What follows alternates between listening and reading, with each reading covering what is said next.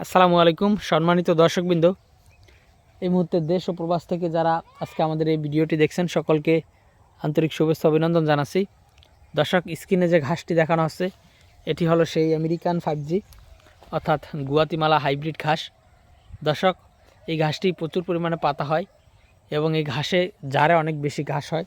দেখেন, আমরা এই যে ওগুলো তো বড় ঘাস, এখানে কিন্তু ছোট ঘাস রয়েছে। এ দেখেন একটি প্রথমে কিন্তু একটি চারা হয়। দেখেন একটি কিন্তু চারা প্রথমে হয়। দেখেন তারপরে কিভাবে আপনার একটি চারা থেকে অনেকগুলো চারা হয়। এদিকে দেখেন, আবার এই যে সামনে আরও রয়েছে।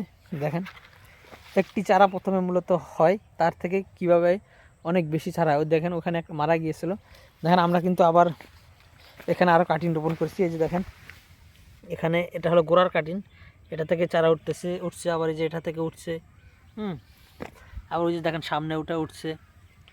ওই যে দেখেন প্রথমে আসলে একটি চারা ওঠে। এই দেখেন এরকম একটি চারা উঠবে প্রথমে এরকম, তারপর কিন্তু আপনার সেই একটি চারা থেকেই 4-5 থেকেই কিন্তু অনেক বেশি চারা কিন্তু এই গুয়াতিমালা ঘাসে হয়ে থাকে।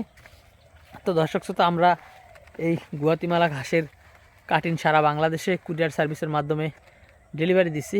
আপনারা যারা এই ঘাসটি আপনাদের জমিতে লাগাতে চান তারা আমাদের কাছ থেকে এই ঘাসের কাটিং সংগ্রহ করতে পারেন। আমরা কুরিয়ার সার্ভিসের মাধ্যমে সারা বাংলাদেশে এই ঘাসের সুস্থ সবল পরিপক্ক এবং ভালো মানের কাটিং এবং মোটা কাটিং।